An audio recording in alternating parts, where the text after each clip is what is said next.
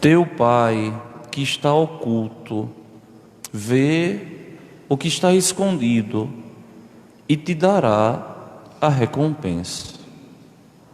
Meus irmãos e minhas irmãs, esse trecho do capítulo 6 do Evangelho segundo São Mateus é um trecho muito espiritual e tem muitas coisas a nos ensinar. De uma forma simples, corriqueira, nós poderíamos dizer que o cristão, ele deve fazer a caridade sem olhar a quem, esperando só a recompensa de Deus. Mas muito mais do que esse pensamento batido, o Evangelho hoje nos pede e nos convida a ser aquilo que Deus quer. Primeiro, nós temos que ver que o texto santo aqui vai falar da justiça. A justiça que é uma virtude cardeal, que não é dada por Deus. Existe uma diferença entre o bloco das virtudes teologais, a fé, a esperança e a caridade, que são virtudes dadas por Deus no batismo, das virtudes cardeais, a prudência, a justiça, a fortaleza e a temperança. As virtudes cardeais, nós crescemos nela na medida em que nós nos exercitamos. As virtudes teologais, nós crescemos nelas na medida em que nós pedimos a Deus. Ou seja, as virtudes teologais é Deus quem concede, e as virtudes cardeais humanas somos nós exercitando que conseguimos. Então, o que é que o texto diz aqui? Ficai atentos para não praticar a vossa justiça na frente dos homens, só para serdes vistos por eles. Fazer caridade, fazer o bem ao outro, nós não devemos fazer de modo algum tocando a trombeta. Devemos fazer na tranquilidade dos nossos dias, tendo Deus unicamente por olheiro e por nosso juiz. Por quê? Porque se nós praticamos a justiça unicamente para mostrar que somos caridosos, unicamente para mostrar que somos homem, mulher de fé, unicamente para dizer aos outros que estamos olhando a dificuldade que o outro está passando, nós já recebemos a recompensa, de nada adianta.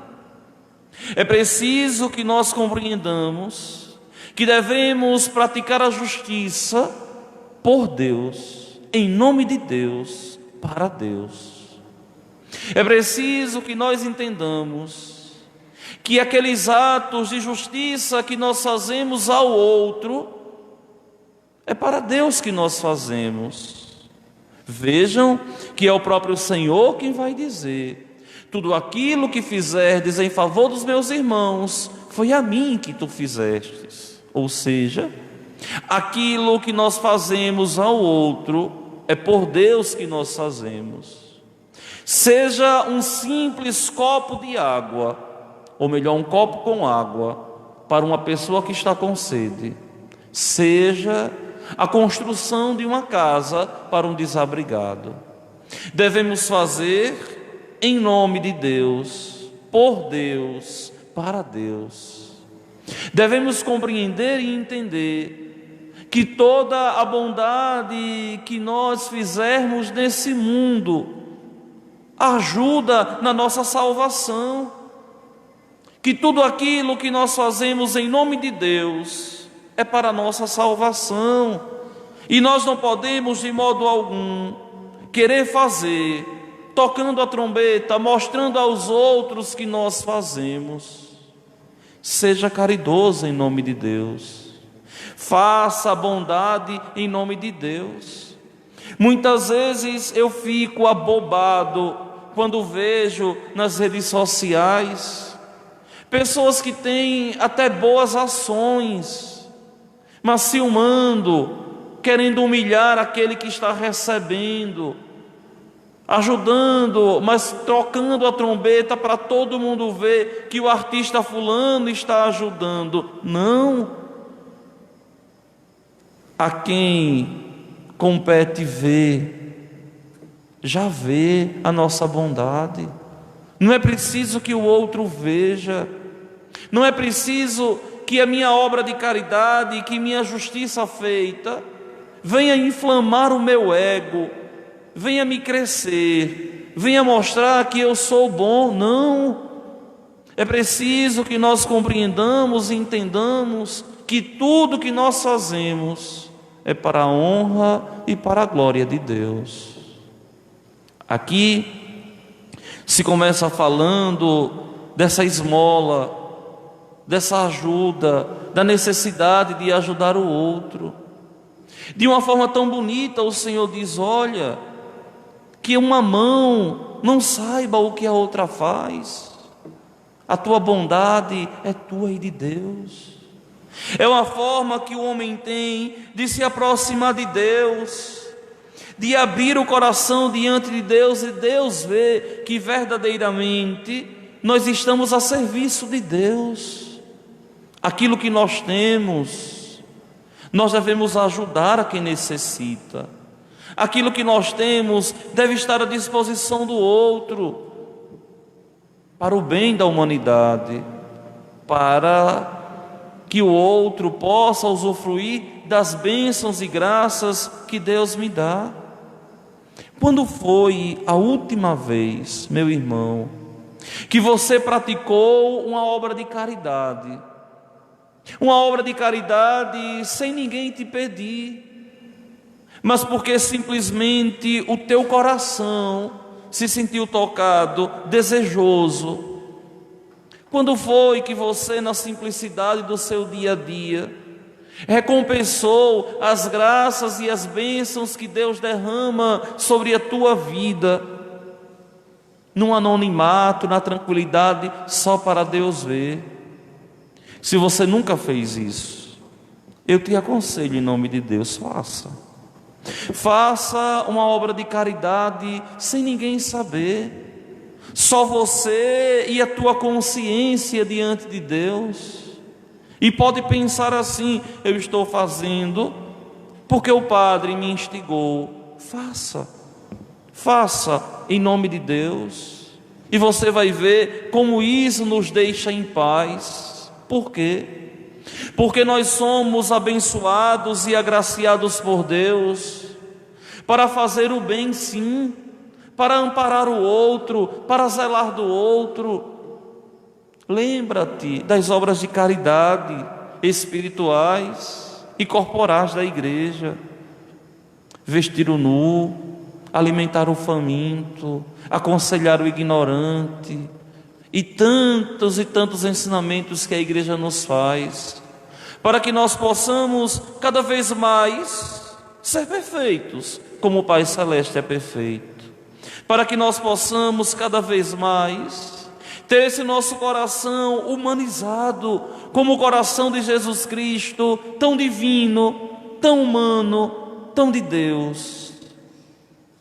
Mas a obra de caridade, ela não é só material, mas primeiro a obra de caridade, ela deve ser espiritual, na tua relação, você e Deus. É preciso que você aprenda a rezar sozinho, sem ninguém estar vendo. É preciso que você aprenda a estar em Deus, sem o outro ver. É fácil você vir à igreja adorar nosso Senhor. É fácil você sentar na igreja ou vir à missa aos domingos. É fácil você rezar uma novena, está todo mundo vendo. Eu quero ver o teu amor na tua casa, no esconderijo, no silêncio, na discrição de vida. Eu quero ver o teu amor por Deus, ninguém sabendo que você reza determinada oração, e só você e nosso Senhor, desfrutando dessa presença de Deus, desfrutando desse silêncio eloquente em Deus. Aprenda a ficar em silêncio. Aprenda a deixar Deus falar na tua consciência. Aprenda a deixar Deus falar no silêncio e tranquilizar o teu coração. Tem gente que tem um medo medonho de rezar, de ficar em silêncio. Se não tem ninguém em casa, liga logo a televisão, liga o rádio, mas não consegue nunca estar em silêncio. Lembra-te daquela experiência de Elias que nós vimos por esses dias. É no silêncio, é na tranquilidade que Deus nos acalma, que Deus fala ao nosso coração. E quando nós aprendemos a escutar a eloquência do silêncio, nós seremos felizes, nós seremos preenchidos por Deus. Iremos desfrutar aquela paz que o Senhor nos deu pós-ressurreição. Eu vos dou a paz, a minha paz eu vos dou.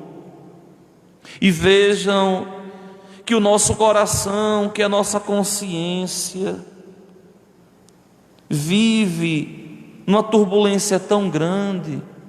São tantas labaredas, é uma zoada tão grande dentro de nós, que muitas vezes nós vemos que não temos paz interior. E é preciso aprender a ter essa paz interior que o silêncio eloquente nos dá, que o silêncio nos fala. É preciso descobrir que a minha felicidade está em eu me descobrir enquanto pessoa, e entender que tem um Deus que me acompanha, que me abençoa, que me protege, e que eu tenho uma intimidade tão grande com esse Deus, que nada, nem ninguém é capaz de roubar a minha paz. Esse exercício eu sou chamado a fazer todos os dias como padre. No seminário fui obrigado a fazer, não entendia. E você, enquanto cristão, também é chamado a viver em harmonia. É por isso que a igreja ensina sempre uma oração mental. Não é preciso dizer muitas coisas, não é preciso gritar. Tem gente que reza que parece que Deus, nosso Senhor, é surdo. Deus não é surdo. Deus fala no silêncio, na tranquilidade.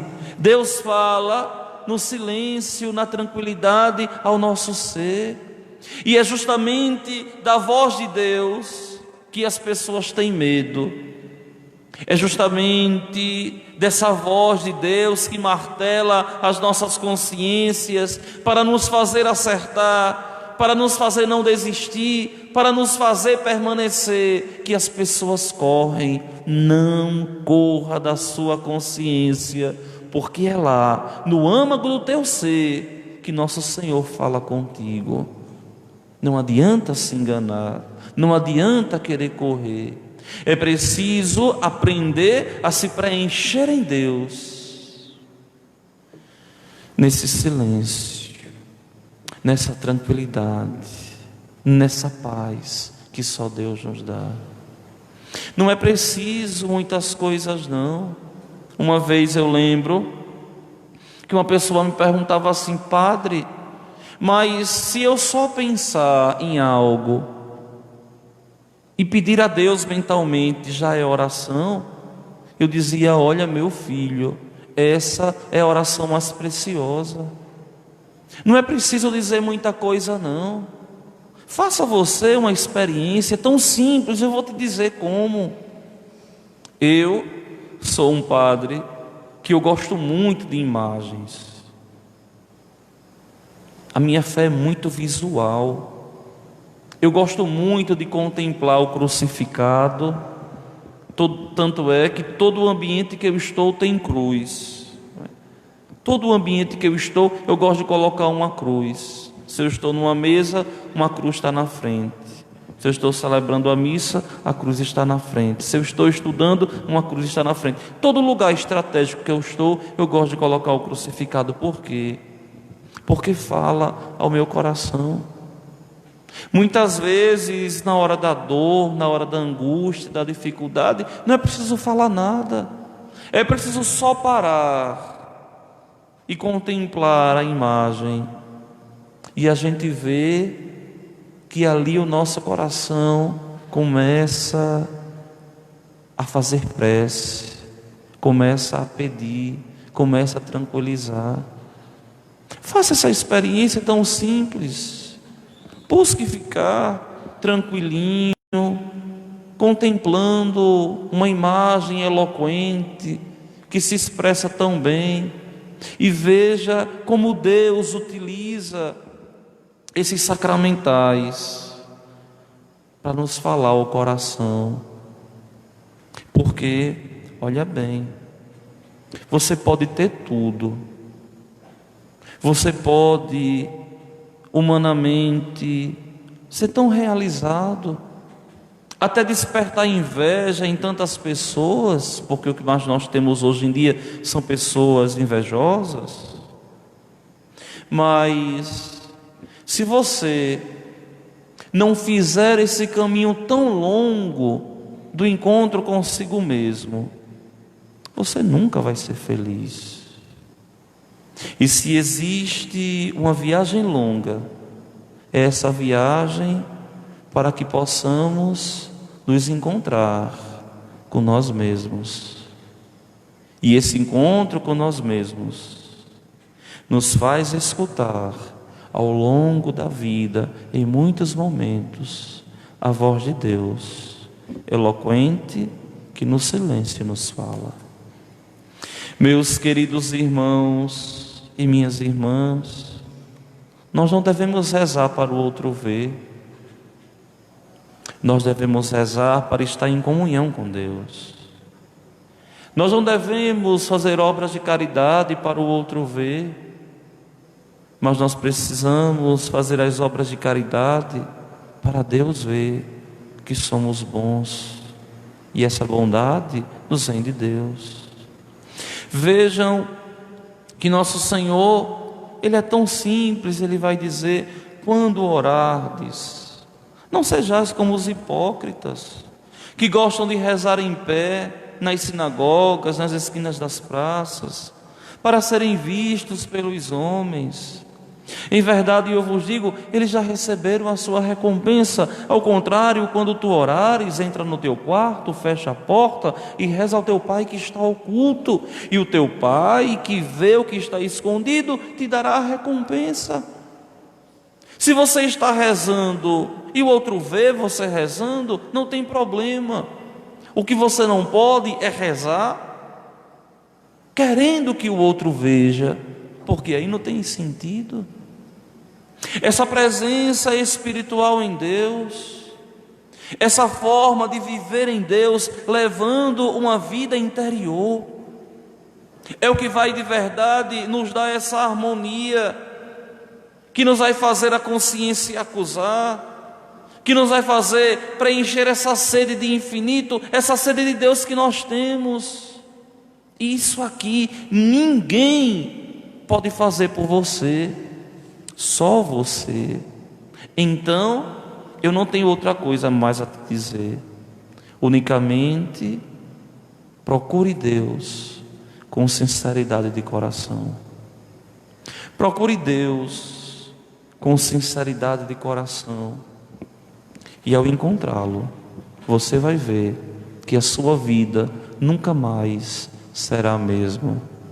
E você vai ver que na alegria, que na tristeza, você está em Deus. Que na saúde, que na doença, você está em Deus.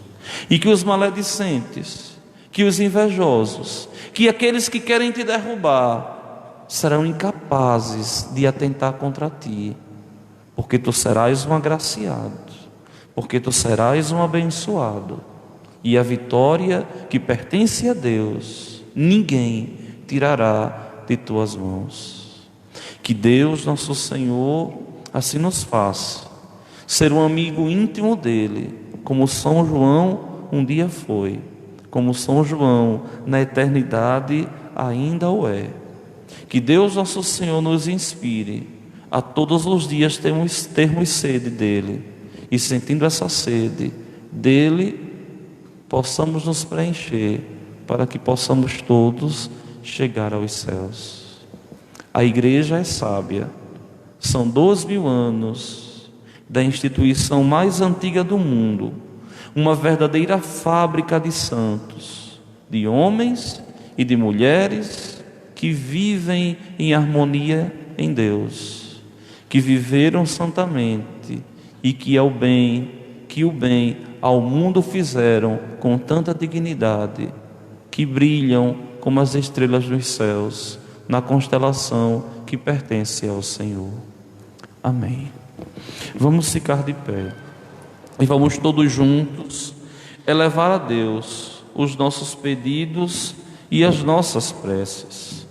Irmãos, o verdadeiro juiz das nossas ações é o Pai do céu, que vê o que está oculto e dará a cada um a sua recompensa. Com humildade dirijamo-nos a Ele em oração, dizendo: socorrei, Senhor, o vosso povo. Socorrei,